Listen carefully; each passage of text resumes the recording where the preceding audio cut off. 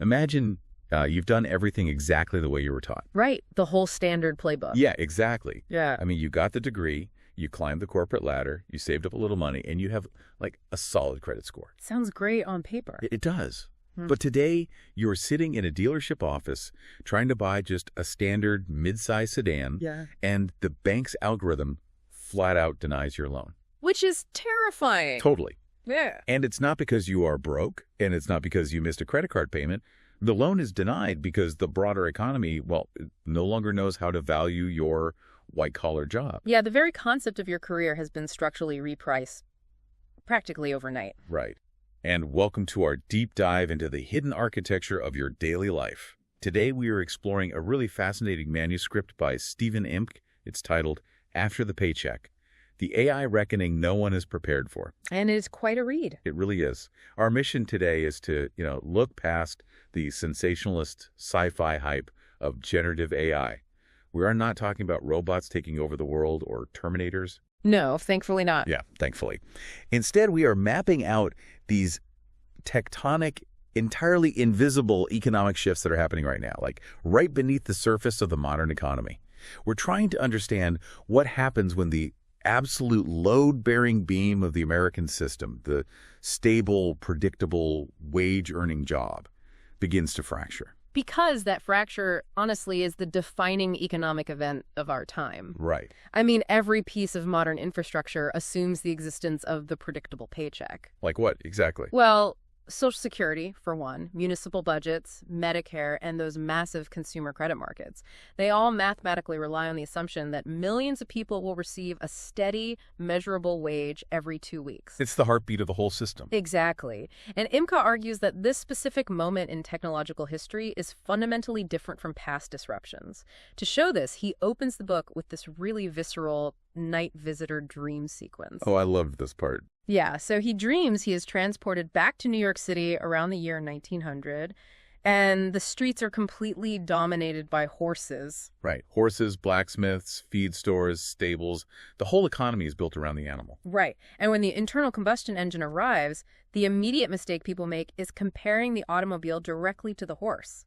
Like they look at a car and ask, is it faster than my horse? Can it pull more weight than my horse? Yes, but asking if it is a faster horse is entirely the wrong question. Because it's not a horse at all. Exactly.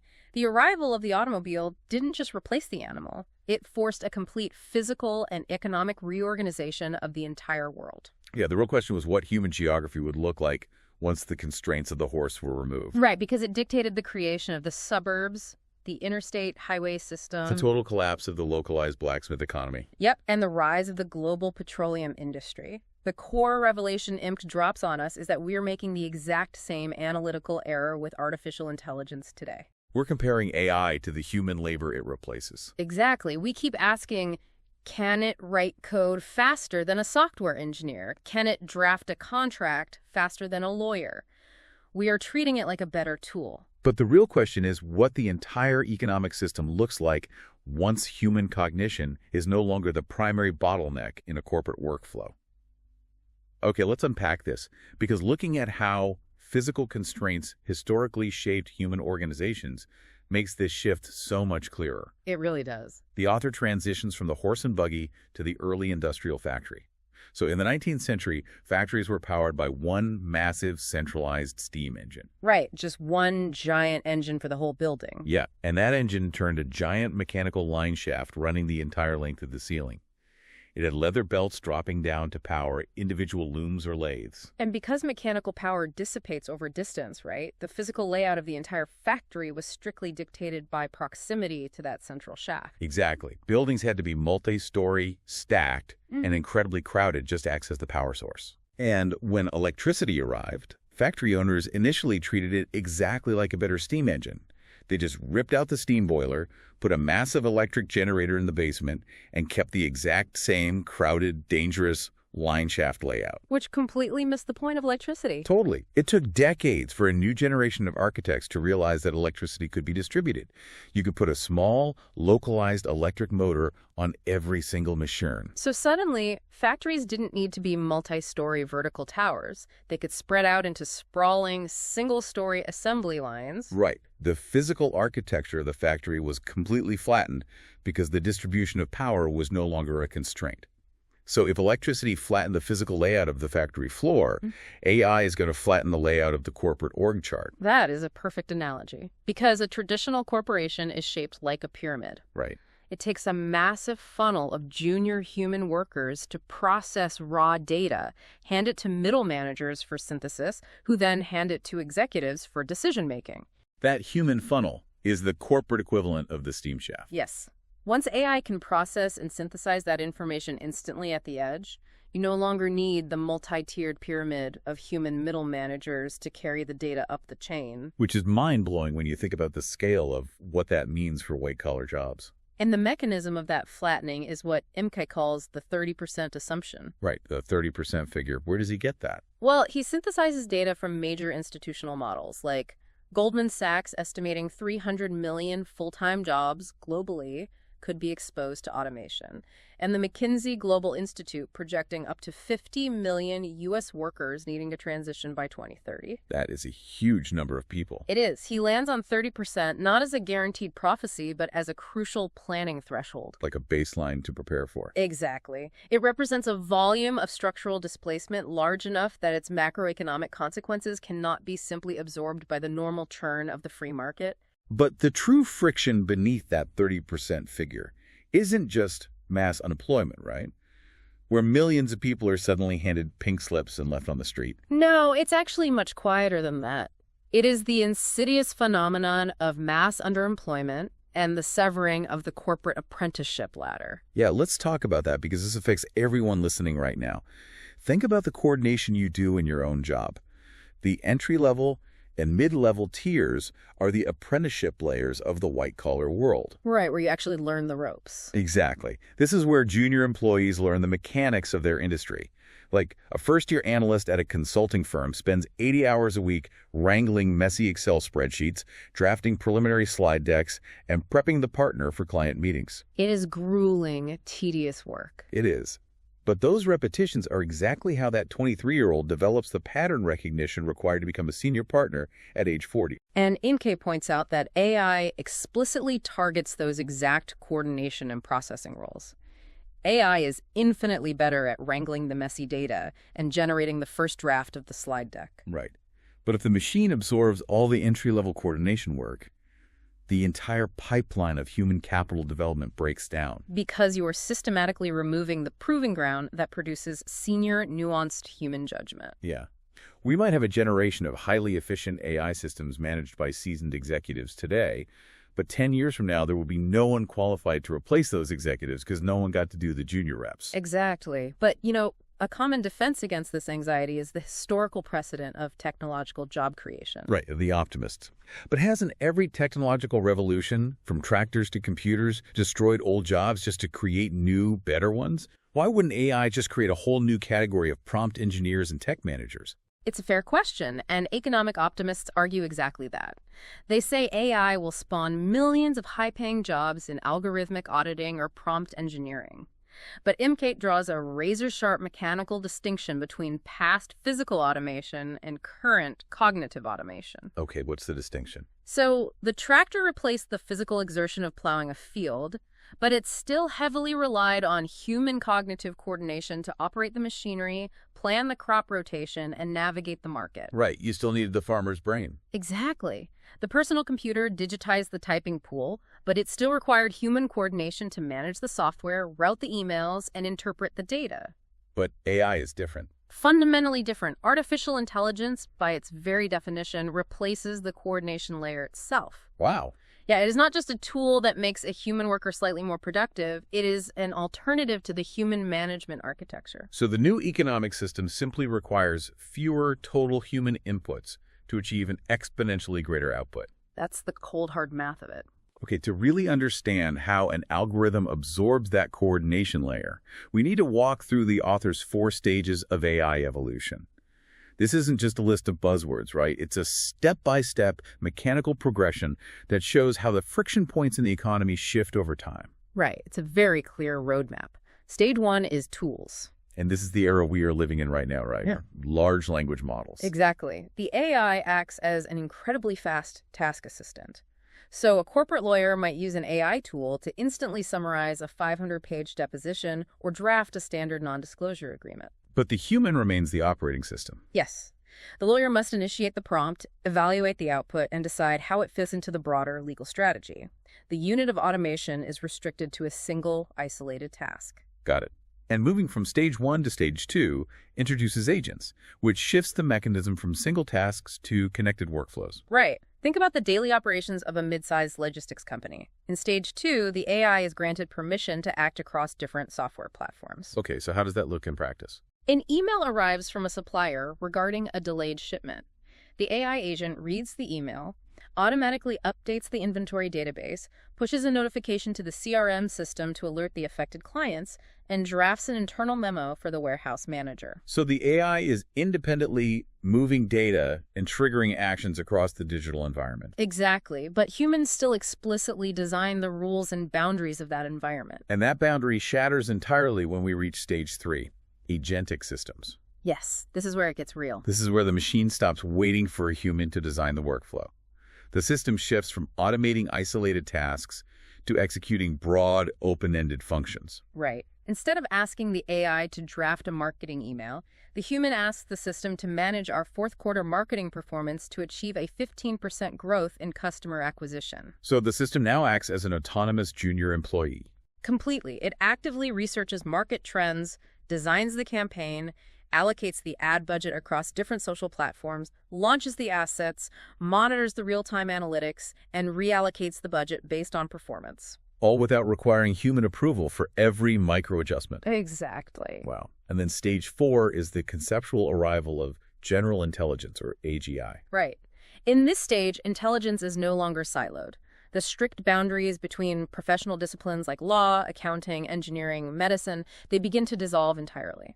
So an AGI system could, ingest a complex shift in international tax law in the morning, recognize how those legal changes impact the material costs of global shipping, and autonomously rewrite a manufacturing supply chain architecture by the afternoon. Yes. Imke maps this evolution using the classic DIKW pyramid. It stands for data, information, knowledge, and wisdom. Exactly. AI has already mastered the processing of raw data and the structuring of information. It is currently tearing through the knowledge layer, rapidly learning the underlying rules of specific industries. And AGI represents the machine creeping into the domain of wisdom. Right. The ability to seamlessly apply pattern recognition and nuanced judgment to completely novel, unpredictable situations across multiple domains. Here's where it gets really interesting. It is exactly like the evolution of the self-driving car. Think about standard cruise control as stage 1, the tool. You are entirely responsible for the vehicle. You simply don't have to press the gas pedal. Right, that's stage 1. In stage 2, the agent is adaptive cruise control and lane assist. The car is automatically keeping pace with traffic and staying between the painted lines, but you must keep your hands on the wheel and your eyes on the road. You're still driving. Exactly. Now, stage 3, agentic systems, is the fully autonomous vehicle. You get in the back seat, type in a destination, and the car navigates complex city traffic, avoids pedestrians, and handles detours entirely on its own. Which brings us to stage 4. Right. Stage 4, general intelligence, is a completely different paradigm. That is a system that reviews your calendar, checks the severe weather forecast, analyzes the digital body language of the client you're supposed to meet, and independently decides that you don't even need to take the trip at all. We love that. It cancels the car, reschedules the meeting virtually, and drafts the preliminary negotiating points on your behalf. That is the perfect way to visualize it. And tracing the explicit consequences of those stages is where the theoretical models crash into harsh economic reality. Because it's not just theory anymore. Exactly. Imke categorizes these consequences into first, second, and third order effects. The first order effect, the immediate localized change, is severe wage compression. Meaning people get paid less. Meaning their leverage disappears. When AI absorbs the heavy lifting of coordination and data synthesis, the leverage of the white-collar worker evaporates. Give us an example. Imagine a mid-career financial analyst earning $120,000 a year because they manage a team of 6 junior analysts who manually process quarterly earnings reports. If an AI system can process those reports instantly, the mid-career analyst no longer needs the team of 6. The firm realizes that the management function itself is obsolete. So they fire the manager. Not necessarily fired, but their compensation trajectory flattens permanently. They are pushed down a rung into underemployment. They are doing the same hours, but the economic premium attached to their human judgment is stripped away. So if my wage trajectory is flattening, but the cost of my rent and groceries is still climbing, my entire psychological and mathematical relationship to the economy has to change. Suddenly, my lifestyle looks extremely precarious. And this is exactly how we trigger the second-order effect, which is the buckling of the massive tax and consumer credit systems. This part is so crucial. Imke uses a deeply relatable composite story about a business operations manager named Mark and a junior marketing hire named Jenna to expose the mechanics of this friction. Right, the Mark and Jenna story. Yeah, so Mark runs operations for a mid-sized marketing firm. For the last 10 years, his firm has relied on a commercial line of credit from a regional bank to manage payroll during slow months, allowing them to confidently hire new staff slightly ahead of projected demand. Which is the standard playbook for corporate growth. Exactly. But as Stage 2 and Stage 3 AI tools begin rapidly altering the competitive landscape, the regional bank's risk algorithms flag a massive spike in industry-wide uncertainty. They get nervous. Right. The bank doesn't announce a crisis. They just quietly tighten their lending covenants. The cost of capital goes up, and the scrutiny on Mark's balance sheet intensifies. So Mark does what any rational operator would do in an uncertain environment. He institutes a hiring freeze. He leaves open positions unfilled. Yes. He quietly uses AI subscriptions to cover the administrative gaps, making his company significantly leaner without ever issuing a formal press release about layoffs. And that restraint at the corporate level cascades directly onto the individual. This is where Jenna comes in. Jenna is the junior employee trying to enter the workforce. She applies to Mark's firm for a role coordinating client deliverables. The exact type of apprenticeship position that Mark has just absorbed with AI? Yes. The job doesn't exist anymore. So, unable to secure a stable W-2 salary, Jenna is forced into the gig economy, piecing together erratic freelance contracts just to cover her basic living expenses. And then the credit system catches up with her. Exactly. A few months later, Jenna's 10-year-old car breaks down permanently. She goes to the dealership to finance a modest replacement. Her credit score is historically solid, but the banking system's underwriting models are strictly calibrated to the predictable, recurring biweekly paycheck. Right. They don't know how to read her new life. When the algorithm scans Jenna's volatile, unpredictable freelance income, it cannot accurately price her risk.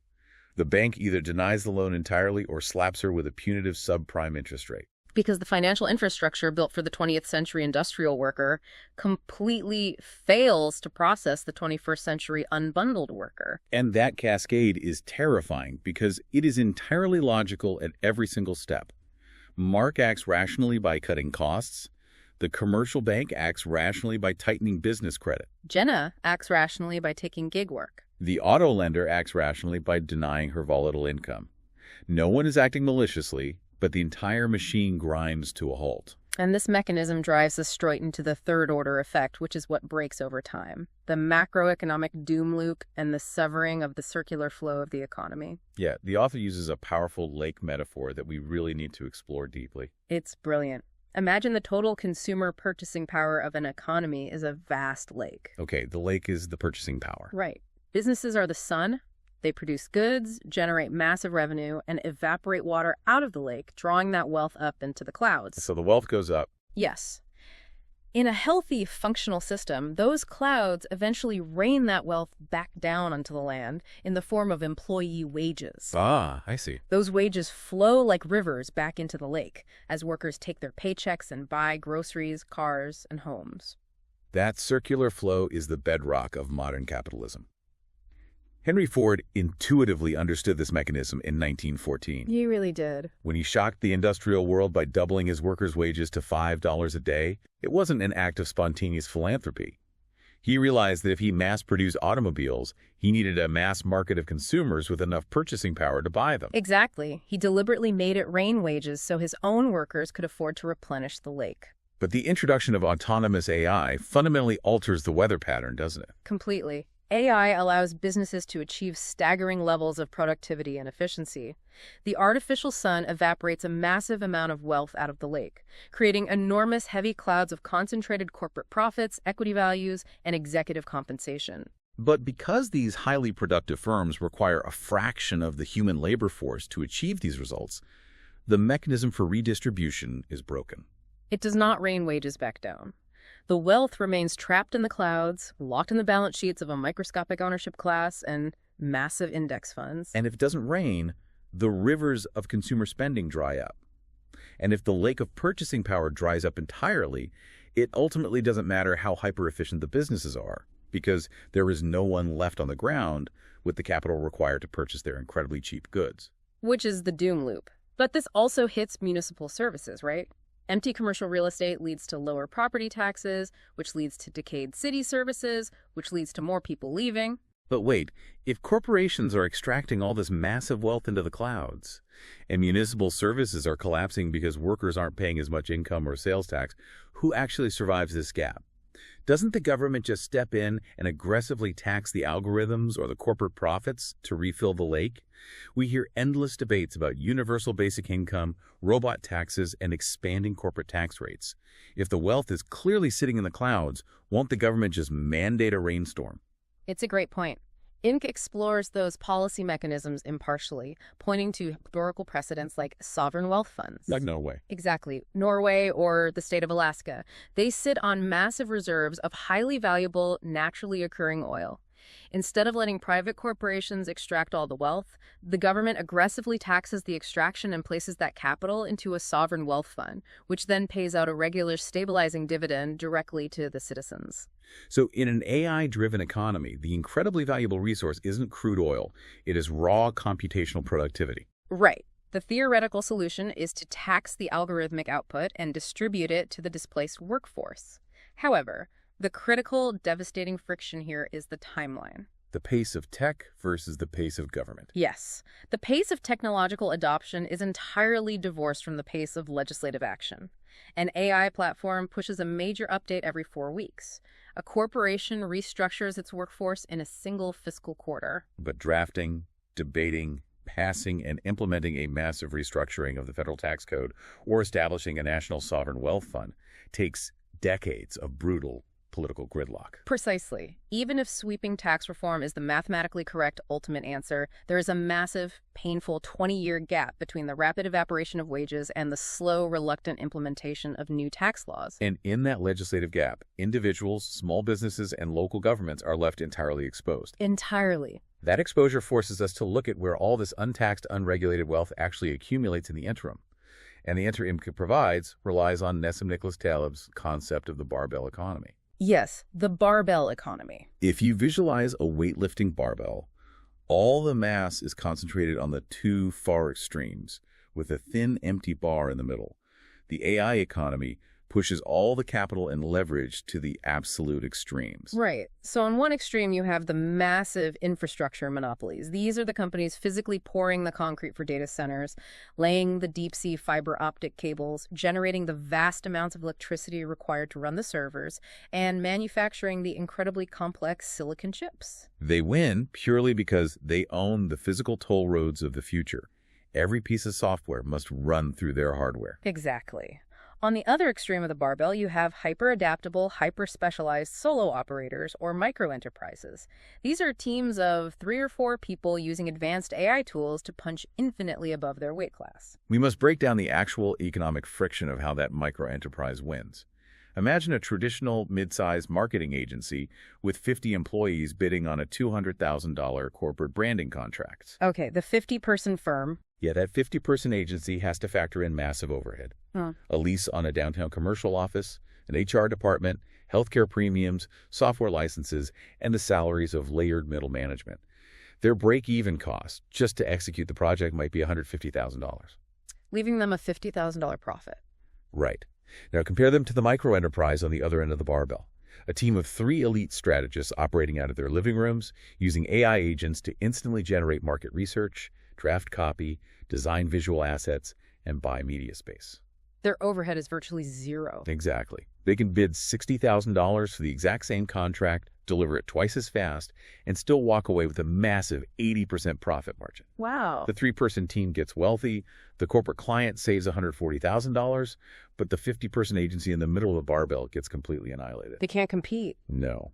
The vast, bloated middle of the economy, the traditional mid-sized firms, the layers of middle managers, the regional service providers, are crushed by the infrastructure giants above them and deeply undercut by the micro-enterprises below them. And this barbell structure creates a bizarre, counterintuitive reality for the consumer, which Imke calls the two-speed economy. I found this concept super interesting. Right, because when we usually talk about inflation, we assume all prices are rising together in a generalized wave. But AI causes prices to violently bifurcate. They split into 2 paths. Exactly. Anything that can be digitized, generated, or optimized by software will experience massive persistent deflation.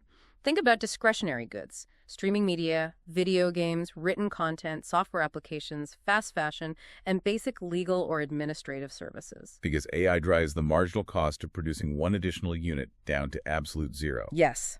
These things will get incredibly cheap or even free. But at the exact same time, existential goods, the physical things you actually require to stay alive, like housing, food, electricity, and hands-on healthcare, will experience persistent, punishing inflation. Wait, let's play that out for the individual listener. If the technology is getting infinitely more powerful, making energy grids more efficient and supply chains smarter, shouldn't the cost of my basic survival actually go down? Why would an era of technological abundance make it harder for me to afford a 2-bedroom apartment and a grocery bill? It's a great question, but the mechanism driving the inflation of those existential goods is physical scarcity. Physical scarcity. Right. An AI system can write a flawless, localized zoning proposal for a new apartment building in 3 seconds. But that algorithm cannot miraculously manifest new, empty acres of land in the middle of Manhattan. I can't build the building. No. It cannot magically lay physical copper pipes in the ground faster, and it cannot bypass the decade-long environmental review process required to build a new nuclear power plant. The physical world refuses to scale at the speed of software. So we end up in a deeply frustrating paradox. Mm-hmm. The things you merely want become virtually free, but the things you biologically need become impossibly expensive. Yes, and it becomes harder for you personally because of the unbundling of labor we discussed earlier. The wage compression. Exactly. Your ability to afford that apartment depends entirely on your wages. If you were a mid-level coordinator whose job was absorbed by AI, you have been pushed into the gig economy or a lower-tier service role. Your personal purchasing power has drastically shrunk. So even if an AI-optimized supply chain technically shaves 5% off the wholesale cost of producing a head of lettuce or pouring concrete, my wages have dropped by 40%. Right. You are economically isolated from the specific wealth being generated in the clouds by the tech monopolies, but you are still forced to compete in the physical world for constrained resources. So the cheap AI-generated video games on my phone do absolutely nothing to help me pay the rapidly inflating cost of a physical roof over my head. Sadly, no. And just to pour gasoline on that already stressful fire, Imke introduces the demographic cliff, drawing heavily on theories from economic researcher Harry Dent. Yeah, this part is wild. We have spent the last 70 years assuming that the global population will simply expand forever, providing an endless supply of young workers and new consumers to drive continuous economic growth. But the data shows the exact opposite is happening. Right. Birth rates in almost every developed nation are crashing well below replacement levels, while modern medicine is allowing the massive baby boomer generation to live longer than any generation in history. So the collision of the AI revolution with this demographic collapse creates a profound structural tension. We are entering an era where we have a massive surplus of cognitive labor because AI algorithms can process data, write code, and manage logistics instantly. But we are facing a severe, critical shortage of physical labor exactly when we need it most. Yes. As populations age into their 70s and 80s, their consumption patterns shift radically. They stop buying new houses, new cars, and luxury vacations. Instead, they require intensive, hands-on healthcare, physical maintenance, assisted living facilities, and retrofitting for their existing homes. Exactly. So the economy desperately needs millions of young, able-bodied workers to physically care for the elderly and repair the aging infrastructure. But those young workers simply do not exist in the population data. So we have an abundance of cheap algorithms and a desperate shortage of human hands. Let's translate this macroeconomic theory into the real world. How does this actually change human behavior? Well, Imke leans on the sociologist Thorstein Veblen, who coined the term conspicuous consumption over a century ago. Right, buying things to show off. Exactly. For decades, the American dream operated on a very specific psychological frequency. If you got a promotion or landed a stable job, you immediately bought a luxury car or took on a massive mortgage for a bigger house. You deliberately purchase things to visually signal to your neighbors that you are moving up the social ladder. Right. Conspicuous consumption requires deep, unshakable confidence in the future. It relies on the absolute certainty that your income will remain stable for the next 30 years to service that debt. But when that certainty evaporates, when your income becomes volatile and the broader economy feels precariously balanced, the psychology of status completely inverts. Yes, it completely flips. If you drive a $90,000 luxury SUV into your neighborhood during an era of extreme wage compression and job instability, it no longer signals success or dominance. It signals vulnerability. It signals to everyone watching that you are carrying a massive load of fragile, dangerous debt, and that you are one algorithmic layoff away from total bankruptcy. And that's why the new status symbol in the AI economy is not the flashy car or the McMansion. No, the new status symbol is absolute durability. It is the invisible flex of having a low economic burn rate. Having zero consumer debt. Right. Owning a reliable 10-year-old Toyota that you know how to repair yourself, and holding the title to a modest, energy-efficient home, free and clear. Resilience replaces ostentation. That shift toward durability applies just as brutally to small businesses, too. The author introduces a concept called the IBM problem, which is a perfect distillation of the innovator's dilemma. Yeah, tell us about that. In the 1990s, legacy giants like IBM or Kodak were paralyzed by their own success. Kodak actually invented the first digital camera, but they buried the technology because to commercialize it, they would have had to completely cannibalize their incredibly profitable film processing business. They couldn't survive the transition because they couldn't afford to destroy their existing revenue streams. Exactly. Today, massive incumbent corporations face the exact same paralysis with AI. To truly adopt autonomous AI systems, a Fortune 500 company would have to willingly cannibalize its current pricing models and lay off thousands of middle managers, triggering a catastrophic plunge in their stock price. They're too heavy to move quickly. Right. Small businesses, however, have zero legacy infrastructure to protect. They can adopt these tools overnight and instantly compete with the giants. But Imke delivers a critical warning to those nimble small business owners. Beware of the $20 illusion. This is such a huge trap.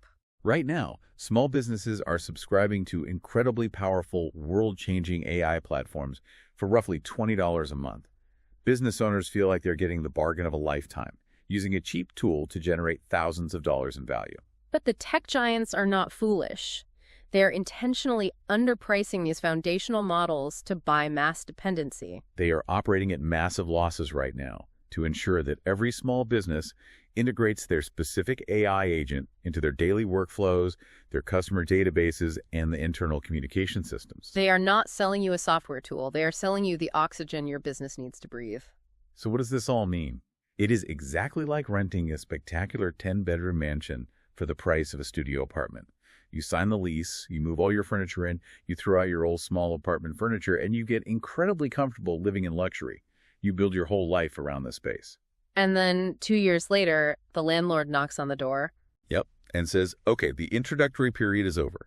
The rent is now the actual market rate for a mansion. You're completely trapped. You can't afford the new rent, but you also can't afford the friction of moving out and starting over. Once a business is utterly locked into an AI ecosystem, the pricing model will violently shift. The tech companies will move from a flat $20 subscription fee to aggressive, value-based pricing. If their AI replaces a $60,000 employee for you, they aren't going to charge you $20. They are going to charge you $20,000 for the license. They will extract the vast majority of the surplus value. The only defense Imke offers is that small businesses must own their underlying systems. You cannot just build a prompt library inside someone else's walled garden. You have to own your proprietary data, your unique frameworks, and your specific customer relationships, so you are not held hostage when the pricing inevitably flips. And this necessity for durability over growth reflects the broader societal transition Imke predicts, the shift from a growth economy to a maintenance economy. From growth to maintenance. Right. For the last century, GDP growth was driven by aggressively building new things. We built endless new suburban subdivisions, paved new interstate highways, and constructed massive new commercial centers. But when you combine a shrinking, rapidly aging population with a compressed wage base, society simply cannot afford to constantly bulldoze and replace the physical world. Exactly. The economic premium shifts from the architect who designs the new building to the technician who knows how to repair the failing plumbing in the old building. The 20-year-old industrial HVAC system gets carefully repaired and retrofitted instead of being tossed in a landfill. The supply chain shifts to keeping existing vehicles on the road for 300,000 miles rather than manufacturing millions of new ones every year. To bring these massive, abstract macroeconomic shifts down to earth, Imke uses the most brilliant anchoring examples in the entire manuscript. His own two sons, Josh and Hank. Yeah, I love reading about them. They serve as perfect contrasting archetypes for how an individual can actually survive and thrive in this transition. Right, let's look closely at Josh first. Okay, Josh works as a shop foreman in the heavy automotive repair industry. He spends his days rebuilding commercial trucks. He operates entirely through what his father calls sweat equity. Right. He buys distressed properties, lives in them while he completely guts and renovates them himself, and then sells them to level up to the next property. His garage is filled with physical tools. He accumulates hard assets. He roots himself deeply in his local community, and he builds physical wealth. He represents the strategy of living heavy. Living heavy. And Josh is the ultimate embodiment of the physical repair economy. He thrives precisely because he operates in an environment that software cannot easily infiltrate or fix. When a commercial diesel engine blows a head gasket or a complex wiring harness corrodes due to road salt, an algorithm cannot turn the wrench. Exactly. A human being must physically isolate the failure, diagnose the unpredictable variables of the physical world, and apply mechanical force. But crucially, Josh is not a Luddite hiding from the future, right? He leverages AI aggressively. Very aggressively. He uses AI systems to instantly cross-reference obscure parts across global databases, draft highly technical repair manuals for his junior technicians, and analyze early diagnostic data from vehicle sensors. He represents incredible resilience because he combines the irreplaceable necessity of physical presence with the immense leverage of technological tools. In a maintenance economy, the person who can organize human labor in a messy physical environment is practically immune to algorithmic replacement. And then you have his other son, Hank. Right. And Hank's lifestyle is the complete polar opposite of Josh's. Hank is an executive chef and the culinary director for a high-end senior living facility. He refuses to buy property. Yeah, he rents his home, he owns virtually no hard assets, and he keeps his geographic footprint as light as possible. When a lucrative career opportunity popped up in a different city 4 hours away, he packed his apartment into a trunk and moved over the weekend, unburdened by a mortgage or property maintenance. He represents the strategy of living light. While Josh dominates the repair economy, Hank represents the absolute premium value of the care economy. The care economy. Right. The food Hank prepares is not merely caloric sustenance that could be dispensed by an automated machine. He is providing a deeply sensory, cultural, and profoundly human experience to elderly residents in the final stages of their lives. He is providing dignity. Exactly. An AI can mathematically generate the perfect nutritional profile for a meal, but it cannot taste a wine reduction, smell the exact moment a roast is perfectly caramelized, or bring a warm plate to a table with a reassuring smile. The human element is the actual product being sold. Right. And just like his brother, Hank uses AI to strip away the administrative friction of his job. He uses software to instantly scale complex recipes for 300 people, mathematically model fluctuating food costs, and draft employee performance reviews. He uses the machine to handle the cold logic of the kitchen, entirely so he can protect and elevate the deeply human sensory experience of his craft. But let me push back on this on behalf of everyone listening who currently works in an office. It feels like the author is presenting blue-collar trades and hands-on service jobs as the ultimate impenetrable safe havens. But if 30% of the white-collar workforce, millions of accountants, junior lawyers, marketing directors, and middle managers suddenly find themselves structurally displaced or underemployed, won't they all panic and flood into the physical trades? It's a very common concern. Right, like if 3 million displaced desk workers decide to become electricians and plumbers tomorrow, won't that massive oversupply of labor violently compress the wages in the trades too? It is a mathematically logical fear, but Imke dismantles it by returning to the sheer, overwhelming scale of the demographic cliff. Ah, right, the aging population. Exactly. While it is true that some highly adaptable white-collar workers will successfully pivot into the trades, the volume of demand in the physical world is going to dwarf the incoming supply of labor. We are facing a multi-trillion-dollar backlog of deferred maintenance on roads, bridges, power grids, and housing stock, combined with tens of millions of baby boomers transitioning into assisted living over the next decade. At the exact same time, a massive generation of experienced senior tradespeople is retiring. Right. The physical economy is losing millions of master electricians and plumbers and replacing them with a fraction of that number in young apprentices. So the structural demand for physical maintenance and human care will be so overwhelming that the repairing care economies will effortlessly absorb any influx of displaced office workers without suffering catastrophic wage compression. The physical world is starving for hands. Exactly. What we are actually watching is the total historic inversion of modern economic prestige. This is so true. Think about the cultural messaging over the last 40 years.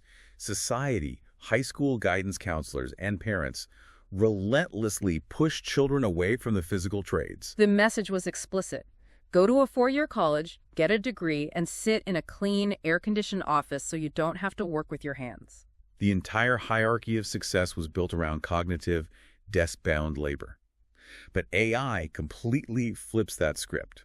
The routine cognitive work that we culturally worship is now the cheapest, most easily automated commodity on the planet. Suddenly, the work embedded in the chaotic, messy, unprogrammable physical world is the most durable, premium labor available. That inversion requires a completely new lens for personal finance, which Imke defines as the necessary shift from income statement wealth to balance sheet wealth. Right. For decades, the middle-class strategy relied almost entirely on the income statement. You focused on generating a massive continuous flow of high monthly wages, which you immediately used to service massive ongoing monthly liabilities, a huge mortgage, 2 leased luxury cars, and expensive subscription services. As long as the high wages flowed in, you felt wealthy. But income statement wealth is incredibly fragile because the moment the river of wages slows down due to AI compression or corporate restructuring, the massive liabilities instantly drown you. Balance sheet wealth, on the other hand, is about accumulating durable equity. It is about minimizing liabilities, holding assets that don't rapidly depreciate, having zero consumer debt, and keeping your fixed monthly costs as low as mathematically possible. It is a defensive posture built for an unpredictable environment. And that defensive posture completely rewrites the map of human geography. We are looking at a total reversal of what economist Enrico Moretti called geographic clustering. Oh, moving to cities for jobs. Yes. For the last 20 years, if you wanted to maximize your career, you were forced to move to incredibly expensive megacities. You had to move to San Francisco for tech, New York for finance, or Los Angeles for entertainment. You paid exorbitant rent just to have access to the localized job market. But if AI untethers cognitive labor from a physical office and simultaneously makes those corporate jobs less stable, anchoring yourself to a massive mortgage in a high-cost coastal city becomes a terrible strategic liability. The author points to the rugged, transient RV workers in the Texas and Dakota oil patches as an extreme preview of the future. Right. When the oil rig finishes its extraction, the town doesn't slowly die over 10 years. The workers simply hook their trailers to their trucks and move to the next well. Mobility is their ultimate security. If the economy is shifting violently beneath your feet, renting an apartment and living light, like Hank the chef, might actually provide far more safety than being chained to an underwater 30-year mortgage in a town where the primary industry was just automated. The people who survive and thrive in highly volatile, unpredictable environments are very rarely the ones holding the most rigid resources. They're almost always the ones with the lowest fixed costs and the highest degree of physical and psychological flexibility. It's fascinating. At the very end of the book, Imke compares this required survival strategy to Henry David Thoreau's famous retreat to Walden. Right, the cabin in the woods. In the 1840s, Thoreau went into the woods of Massachusetts to physically and mentally escape the terrifying, grinding acceleration of the early Industrial Revolution. He wanted to strip away the noise and discover the absolute minimum requirements for a good, meaningful life. Imke is arguing that we need to adopt that exact same Walden mindset today, but not to run away and hide in the woods. We need that ruthless simplification to survive the transition into the AI economy. Lowering your financial obligations isn't a retreat, it is a tactical acquisition of freedom. If we pull all these threads together for a final reflection, Imke closes the manuscript by attacking the deepest, most invisible assumption we hold in modern society, the concept of the job itself. Yeah, the night visitor in his dream sequence challenges him on this directly. We talk about a job as if it is an eternal natural law of physics like gravity. But a job, the way we currently define it, is just a temporary historical wrapper. It is a highly specific bundle of continuous hours, predictable wages, employer-provided health care, and social identity that was explicitly manufactured during the Industrial Revolution to stabilize factory production. The 40-hour work week wasn't handed down on stone tablets. It was intensely negotiated and formalized by the Fair Labor Standards Act of 1938 to prevent worker exploitation in physical factories and to distribute the available manual labor across a wider pool of citizens. Right. The 40-hour week is a completely constructed concept designed for an economy that no longer exists. We only work 40 hours because someone in 1938 decided that was the optimal number to keep the steam-powered and electric factories running without killing the workers. Precisely. And as artificial intelligence systematically removes the necessity for 40 hours of human cognitive labor to achieve the same or greater corporate output, we must be willing to completely unbundle the concept of the job. Imke's vision for the future layers of society doesn't look like a dystopian landscape of mass starvation. It looks like a radical restructuring of time and resources. So what are those layers? The foundational layer must become subsidized infrastructure. To prevent the lake of consumer purchasing power from drying up entirely, basic survival needs, caloric security, basic modular housing, and catastrophic health care will likely be secured or heavily subsidized by the state to keep the population tethered to the economic system. Okay, and the second layer? The second layer is work, but aggressively compressed.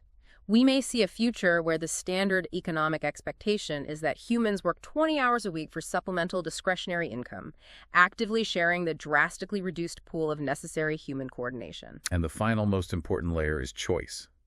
Because the 40-hour mandate has been broken, humans will redirect the remaining massive surplus of their time toward the local community, hands-on care for their families, physical maintenance, and hyper-local micro-enterprises. Exactly. It's a completely new way of organizing a life. We have spent this entire deep dive mapping out how this massive tectonic shift will impact us as adults, reorganizing our taxes, our mortgages, and our daily corporate routines.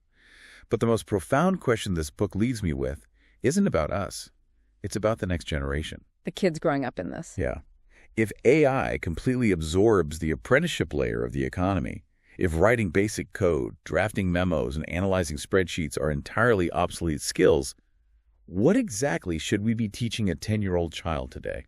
That is the million-dollar question. We are currently pushing millions of middle school students into STEM and computer science programs, training them for the exact cognitive coordination jobs that the algorithms have already mastered. If the machine handles the logic, perhaps the most vital, economically resilient class a 10-year-old could take next year isn't Intro to Python. Perhaps it is advanced debate, hands-on carpentry, conflict resolution, or nursing. The human skills. The skills that require looking another human being in the eye and navigating the messy, unprogrammable physical world are the only things the machine cannot replicate. Think about that the next time you look at a school curriculum. We hope this conversation gives you a new lens to view the changes happening around you. Look at your own balance sheet, look at the physical durability of your skills, and ask yourself what you could afford to let go of to gain the ultimate luxury in an unpredictable world. Flexibility.